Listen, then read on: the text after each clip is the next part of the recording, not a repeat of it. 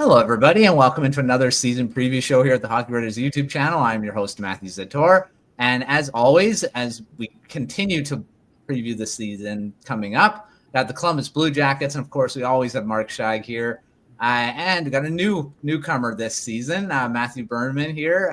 Matthew, I don't know, I can't remember if we've been on a video yet, but it's good to see you, and it's good for you to join the Blue Jackets season preview for this year. How's it going? It's going good. I was on a playoff preview video with Mark. Oh, yes. But I haven't been on one with you. Yes. All right, Mark, how's it going? It's going. The season can't get here soon enough. Just with all the kind of lack of stories here throughout the month of August, it's time to get going. Yes, for sure. And when I started putting together, it's like, oh, I can do season previews now. It means the season is almost here. And we're, as we're recording this, about a couple weeks, 2 or 3 weeks away from training camps kind of starting up for all the teams. We've got preseason and all that fun stuff. So we're going to preview the Columbus Blue Jackets season coming up. Very exciting team, actually. When you're looking back at last season, they almost made the playoffs. If not for maybe a little bit of a losing streak at a certain point, they might have got in because they were really tight right up to the end. I believe it was the last day. They were still kind of in the mix. So they might been in the mix for a playoff spot this season. We'll talk about that. So we're going to start off, as we always do, with the forward group. And there's a couple new additions, or a few new additions here. The big two coming from the Colorado Avalanche, Miles Wood and Charlie Coyle. So, Mark, I'll start with you with Charlie Coyle. He's coming in, wasn't with the Avalanche very long. Most of his time was with the Bruins before. But what do you think about his addition to the lineup? Well, the Blue Jackets in years past have always had issues with center depth. And ever since Don Waddell has come on, he's done a great job in addressing that. And Coyle is the latest example where if you look at their depth chart, all of their centers were left-handed. Coyle's a righty, so that addition, helps with the third line, helps with face-offs, a veteran presence that can, play on the penalty kill. So he adds an element to the team that they didn't have before. He's got just the 1 year left, but they're really looking for him to, stabilize the bottom six because they had a couple guys depart. But you kind of look at the way the third line looks right now. You're looking at Cole Sillinger possibly playing on the wing with Coyle, along with Matthew Olivier. So not only you got some size there as well, and the makings of a pretty dependable third line. The Blue Jackets are looking for Coyle to really deliver in that spot. For sure, and he's a veteran. He's been around quite a bit, and he's had some success in a top six role as well. So it's like he can kind of go up and down the lineup and actually be a pretty good veteran for the team. Matthew, I'll go to you with Miles Wood. Again, not very long with the Avalanche, but he's still a very good forward, another versatile guy. What do you think about him being added? I think he's a good addition. He probably going to be a fourth line kind of guy. He can play left wing, and I think he can play right wing as well. Pretty good overall, just depth piece. Do you know if he can play, if he plays a penalty kill or not, Mark? He can play on the PK. He's mostly a left winger, but the speed element is where he really. Yeah, I know Don talked about he brings a lot of speed, one of the fastest guys in the NHL. He's still pretty young, I would say, in terms of depth guys, but I really like the addition, just making the depth better. Mm-hmm. Moved to Isaac Lundestrom as well. He was added. What do you think about him? Well, Sean Corrali's out, so Lundestrom I think fits a need as the fourth line center, and he comes in cheaper than Corrali too. He kind of fits the mold of what Waddell is looking for, in a bottom six player. I think kind of got phased out a little bit in Anaheim, but has a clearly defined role on this team, and it's a pretty good bet, being that the contract is a little over $1 million. So He might not play a ton of minutes, but with Corrali being out, he was good at face-offs. He played in a lot of important situations. The Blue Jackets are looking to Lundestrom to try to fill that spot. And finally, Hudson Fasching. Matthew, have any thoughts on him being out? Again, more depth for the forward group. What do you think about him? I mean, I would say just another fourth liner depth piece. I mean, he's reliable defensively, I would say. He doesn't really make many mistakes. That's what I've read up on him as of late. I mean, offensively, I don't know if he's going to provide too much, but just having that depth, I mean, injuries always come. So, I mean, he can always fit in. And, I mean, yeah.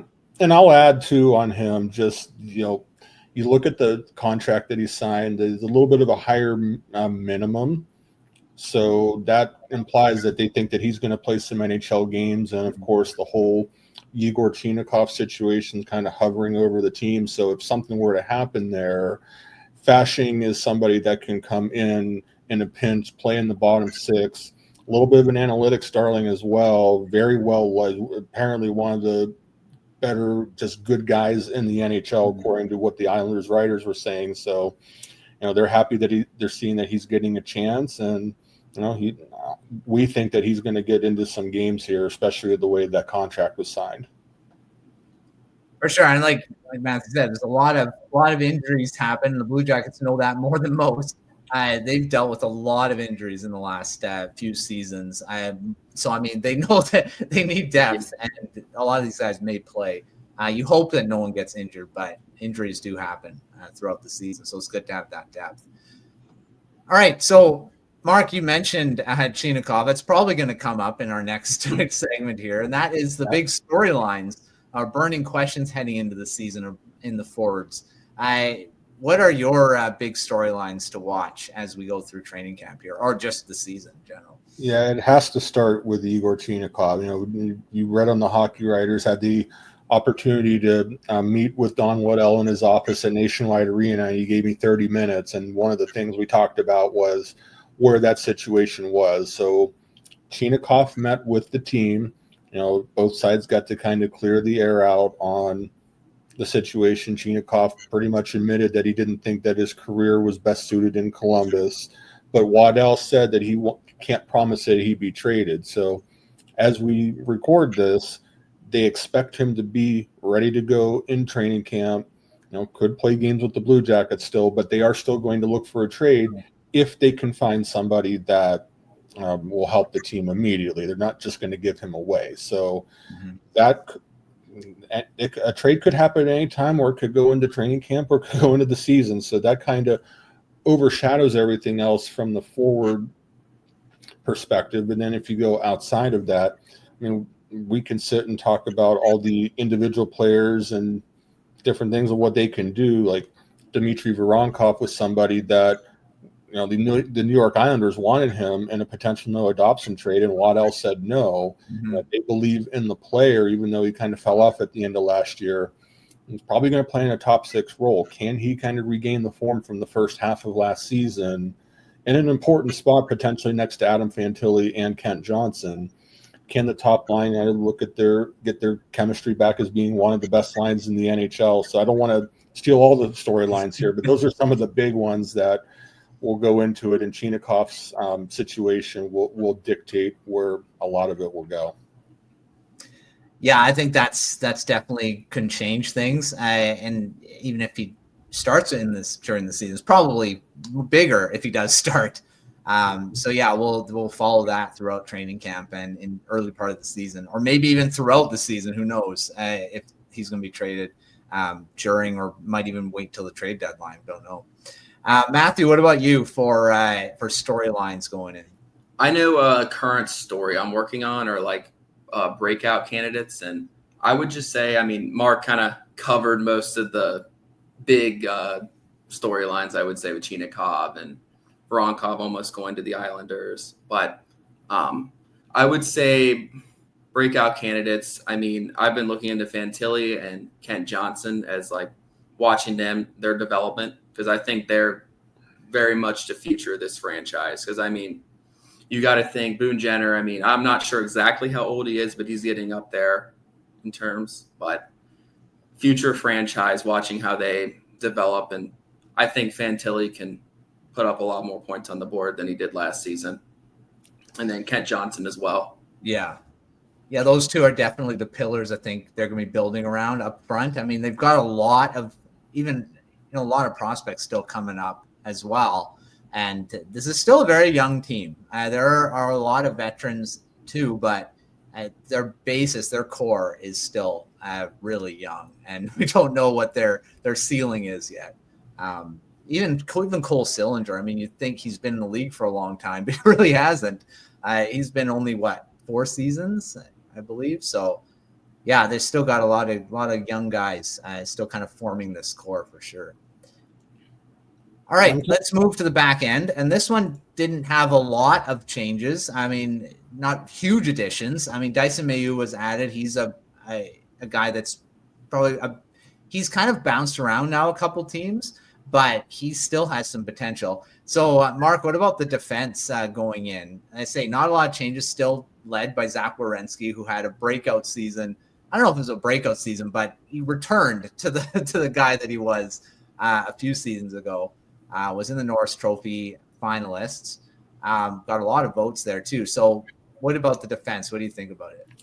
Yeah, it's one of the big storylines for the team overall, because they did bring pretty much the band back. They obviously they tried to acquire Noah Dobson. That fell through. So Waddell ended up circling back to sign both Ivan Provorov and Dante Fabro. So, injuries were a big part of last year. Erica Branson was lost early to shoulder surgery, didn't get back until March. And the team believes that was one of the reasons actually why there was a little bit of a struggle for a while. When they had everybody together, once they shook the rust off, things were going really well. And then they had that stretch at the end of the year where they fell just short. So they're really hoping, that they avoid the injury bug as much as possible. And it'd be interesting to see how this defense goes. They gave up a lot of goals last year. The Damon Severson is somebody that it's a very interesting storyline. Probably going to start on the third pair. He's still making over $6 million. But when he's doing well, he can actually be one of the best skaters on the ice. So if they can find a way to get his game going, Denton Matejchuk is somebody else that probably going to play in the top 4, putting Ivan Provorov on his unnatural side to the right. To me, it's what systematic changes are they going to make to make the goaltender's job easier? With the chemistry that they've got now, being able to stick together, that could work to their advantage. But they have to be able to prove over the long run that last year, whatever happened did not work, and they have to continuously improve. Try to get their goals against down maybe like a half a goal or something like that, because that'll really put them in the playoff bubble discussion if they can figure that out. Yeah, I mean, I think that was one of their big weaknesses last season was that, if they were a bit better defensively, they probably would be in the playoffs. So, I mean, it's something that definitely needs to change. They were good with their offense. I mean, they had a lot of guys that were good there. So I think that's fine. Like you say, the defense has some things to work out. Matthew, have anything to add about the defense, about question marks, storylines there? He covered most of it, but I mean, one player I definitely think can make a jump. He's another one I'm working on. The story is Denton Matejchuk. I definitely think he'll get a role boost for this coming season. I think he'll see time on probably second unit power play, I would say. Yeah. I would say I see him probably being on the second pairing with, like you said, with Provorov. I see that.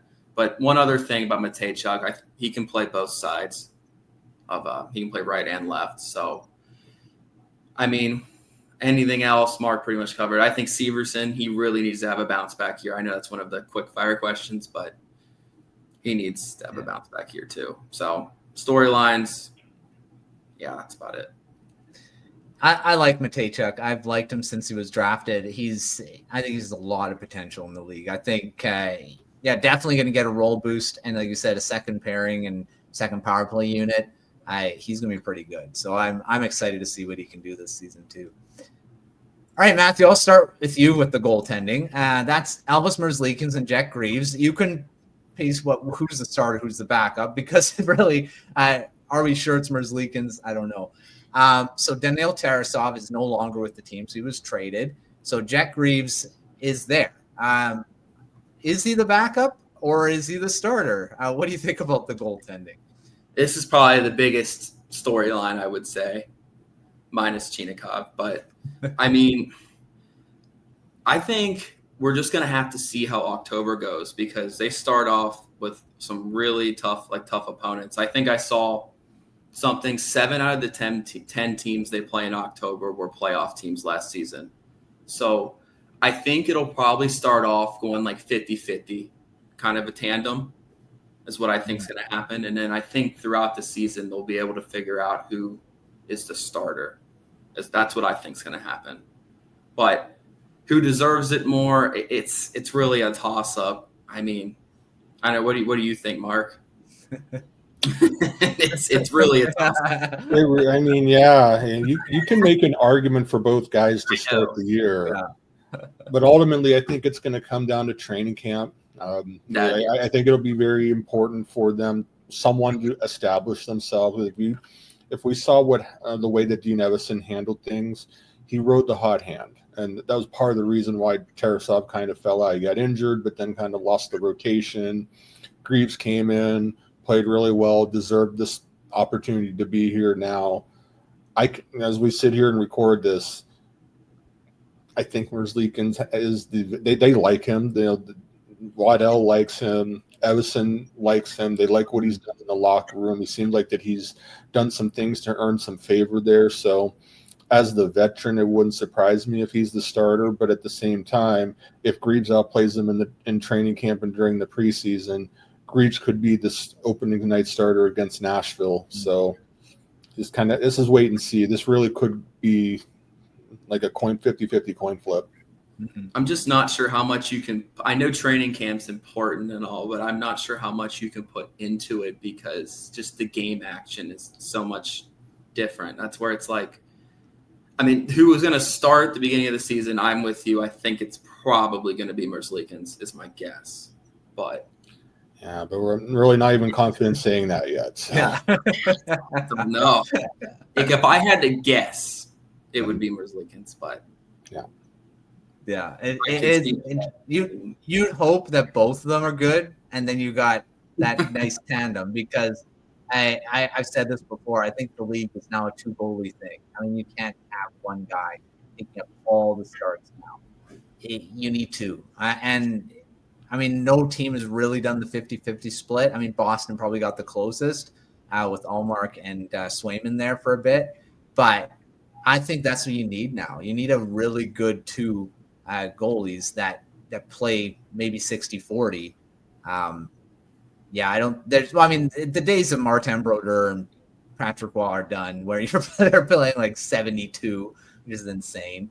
But yeah, I think that's for sure. Matthew, I'm glad you brought this up because Waddell said in the interview that he's never gone a season with only two, and they're actively looking to add another goaltender, whether it be via a trade or they're going to wait to see what hits the waiver wire during camp.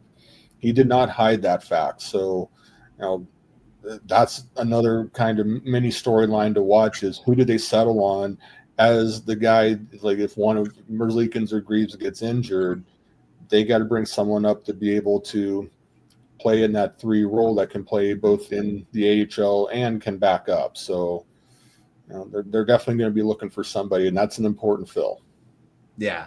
I mean, there's going to be goaltenders probably available, like you said, the waivers and stuff like that. So, there is going to be something out there. It's just a matter of who they're going to get in and who can fill that role, right? So, all right, let's move to the division. And this, I've done quite a few Metro teams now, and the consensus is that there's 2 teams that are right at the top right now. And then you got that really middle part that you're like, I don't know where these teams are. Stuff could happen where they're in the top or they could be the bottom. I think the Blue Jackets are in that wild card mix. So, Mark, what do you think? Is that where the Blue Jackets are? Are they in basically the same position as they were last season, fighting for that final wild card spot? I think there's a top three that's kind of differentiated, which is to me is Carolina, New Jersey, and Washington. I actually am more bullish on New Jersey than a lot of people are, especially getting Jack Hughes back and having Jacob Markstrom back and having Dougie Hamilton back. I think they have a chance to really push Washington and Carolina in the division for the top. Below them, though, that's where I've got the Rangers. That's where I've got the Blue Jackets. And then maybe to a lesser extent, the Islanders and Flyers, where they're definitely in that mix. You look at the whole composition of their team. They can score goals. They should be able to score goals. If they can improve on their defense a little bit. The Rangers, they still got Shesterkin, and they still definitely have some better pieces in certain spots. So I feel like the Blue Jackets are really going to fight the Rangers in that bubble. And then also against the kind of the mushy middle in the Atlantic too, for talking about a wild card spot. So it's not just the Metro, but they're going to be right in this thing. They stack up, kind of in the middle. I think they clearly still lack the top three in different areas, but the gap is shrinking. And I think it'll continue to shrink as the youth continues to get the experience they need. Matthew, is that where you see the Blue Jackets too, in that kind of area? Yeah, I could see them finishing 6th. I could see them finishing 4th, but then I could also see them finishing 3rd as well. It's just really going to depend on how the season goes. But I agree with Mark with everything, most of that. But I would say I would be a little shocked, but I could totally see them finishing 3rd. Above 3rd, I don't think so. But who are they taking out though? I would say 3. I'm disagree with bullish on New Jersey. I don't know.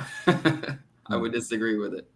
The center depth, though, boy, you got Hughes and Hughes here, and that's but not a lot of teams can match that. That's true. Yeah. Who have they added though that would bring such a difference than last well, season? it's who they're getting back in injury too. Yeah. Who was? I'm really trying. Jack Hughes, Dougie Hamilton. Luke Hughes is going to take another step this year. Probably going to get a bounce back from Timo Meier.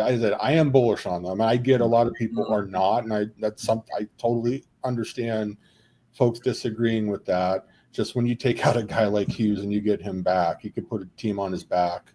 It's true. Yeah. Yeah. They were 2 points out from him last year, but that is without Hughes. So yeah. I'm not really sure about Washington. That's where I'm kind of. Were they really good just because they were pushing to get Ovechkin his goal record, or are they a good team now again? It's going to be interesting to see. So, the Metro's going to be an interesting division. I think there's a few teams that you're kind of watching. Like even the Flyers are kind of, like you said, they could be an interesting team to be in that position too. A lot of people seem to agree the Penguins are down at the bottom. But again, any team with Sidney Crosby, I don't know. You don't really count out. So I'm not really sure where the Pittsburgh Penguins kind of fall to. So Metro's going to be an interesting one to watch this season. All right, into our quick fire round. And these are just a couple sentences going through here. I'll start with you, Matthew, for this one. This is probably an easy one because we probably talked about it right at the beginning. But biggest storyline or a question mark going into this season? Say the goalies. We went over it. There's not much else to say about it. And then Yegor Chinakhov, will he get traded before the season starts, or is he going to still be here? Yeah. Just during training camp, is he getting traded? I mean, I don't think there's much else. Mark, you got anything else? How are they going to prevent goals? So looking at the overall defense, and can they get enough of an improvement there to, kind of bridge the gap to find a playoff spot. There you go. All right, Mark, start with you here. Breakout stars. Who's your biggest ones this season?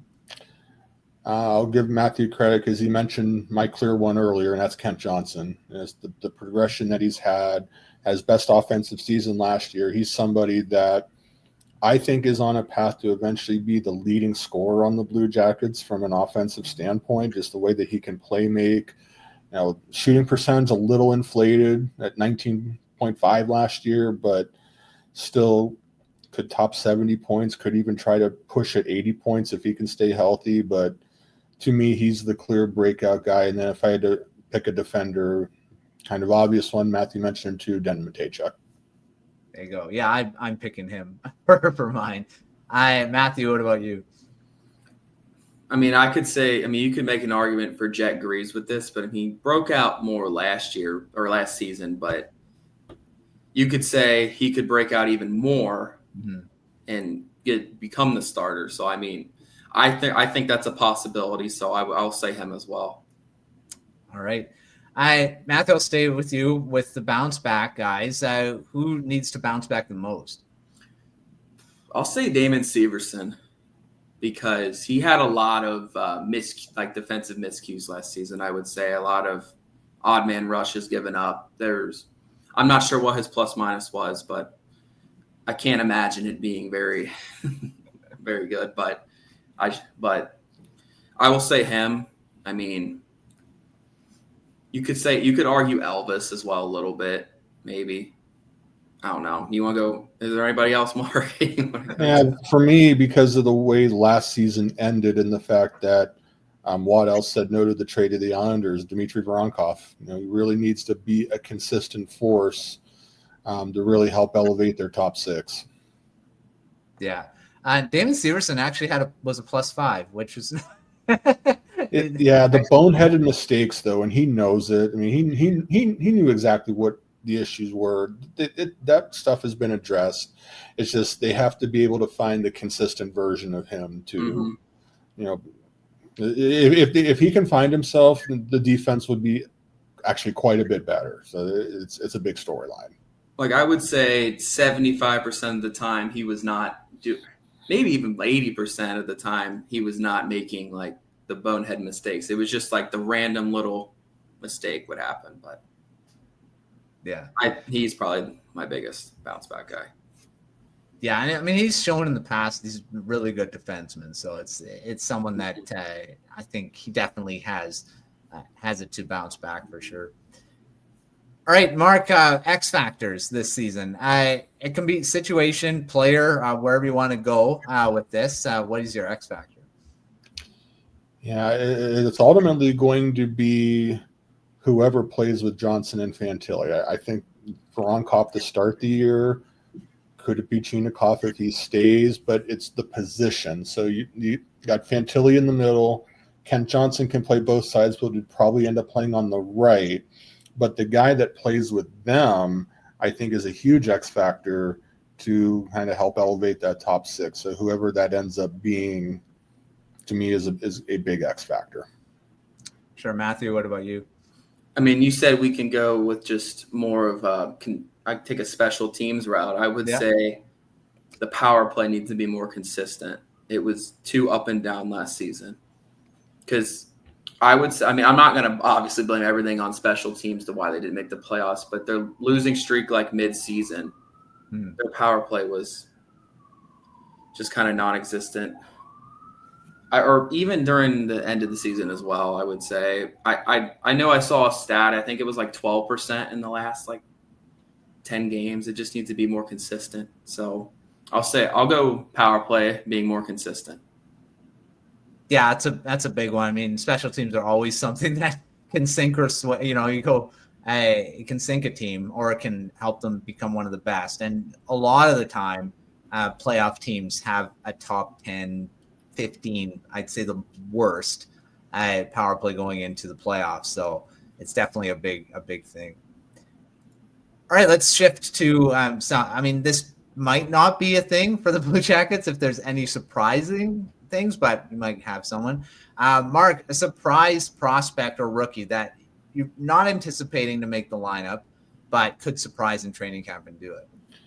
Two come to mind immediately for me thinking about that. Luca Del Belbaluz would be one. Had a real nice year in Cleveland. The development path he's been on has been really solid. And then the other one that was actually signed at the end of last year was able to get into a game that I'm interested to see if he can knock the door down right away is Jack Williams. That's a good one. I like that one. Matthew, what about you? Both.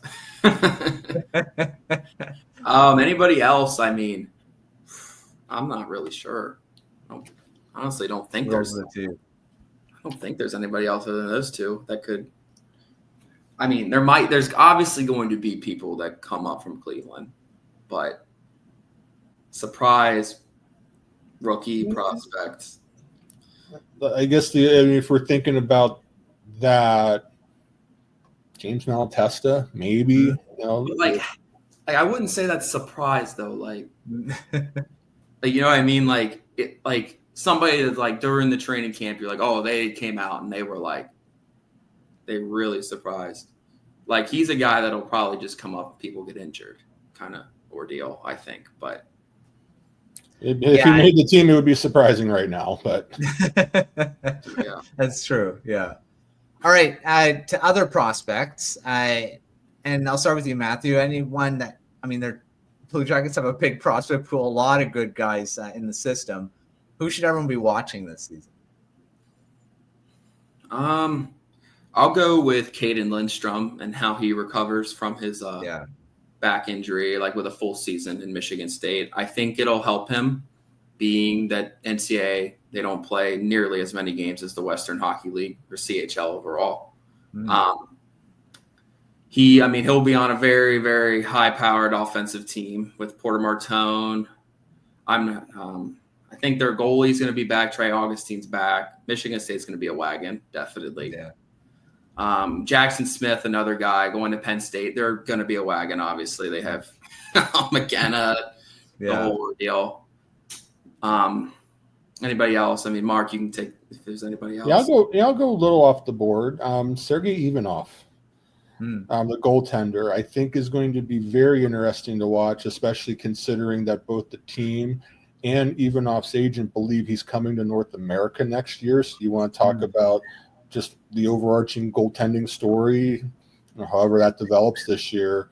Ivanov could be a player next year. So to see how he does this year leading up to that, I think will be very interesting to watch. And then if I'm kind of thinking that is there really anybody else that, is kind of worth watching, there certainly are. Like Evan Gardner, somebody that I'm going to be watching very closely. There's a lot of promise around him, another goaltender.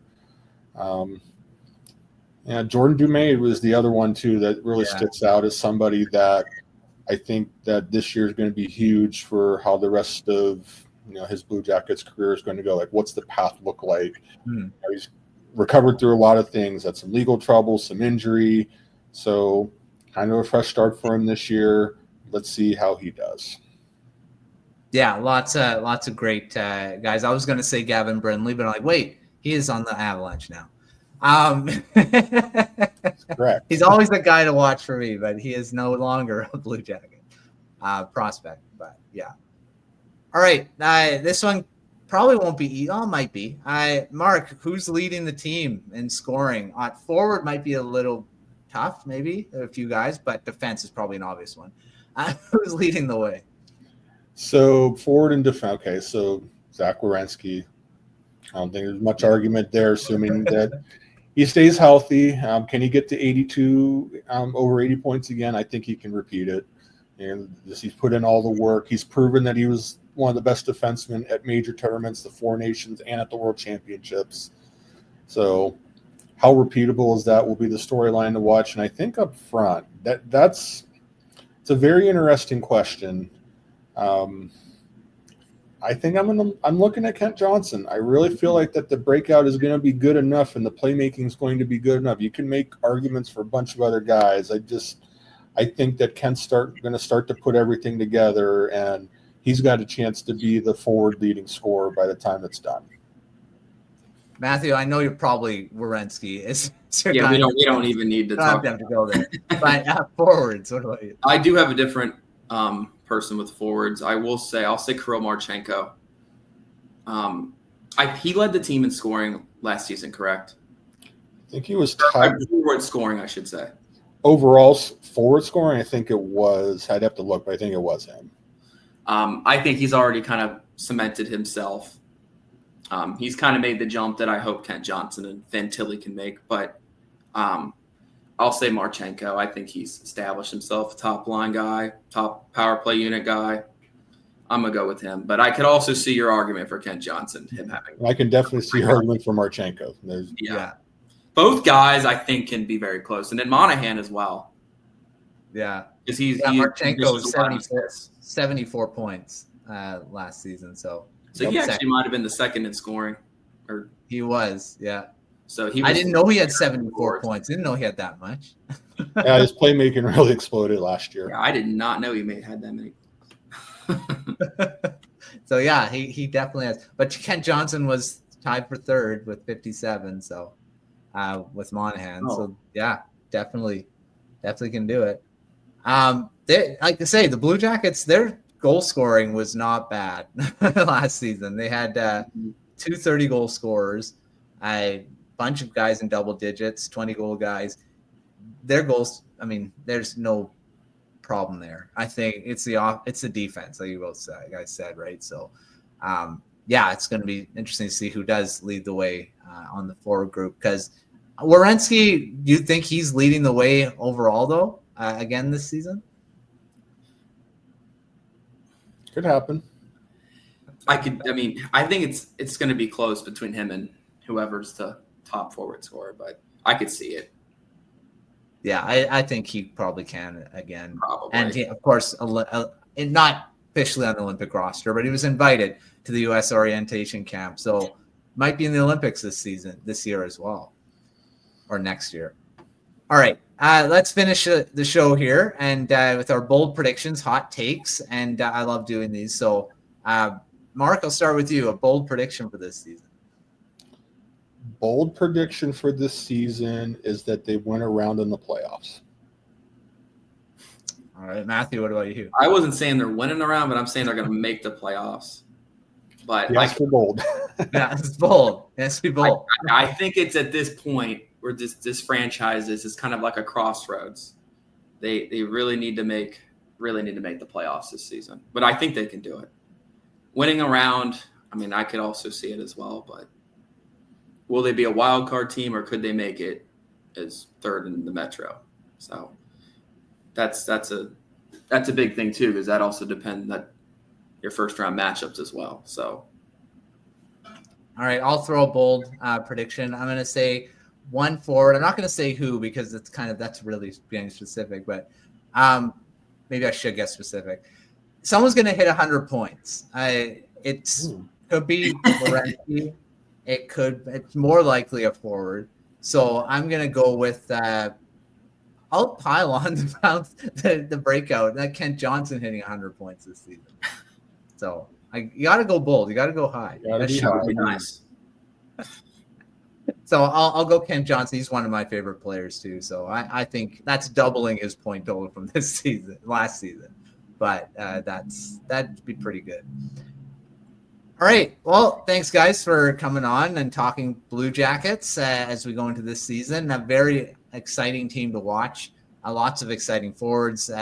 Lots of questions. We're going to see what's going to happen, but we'll see what happens. But thanks, Mark and Matthew, for coming on. Make sure checking out everything at thehogbears.com. We got a bunch of coverage, lots of preview content out there on the site, so make sure checking that out. Lots of stuff on our Substacks as well. And just check everything out at our site and the YouTube channel and the Substack. But until our next preview, we will see you next time.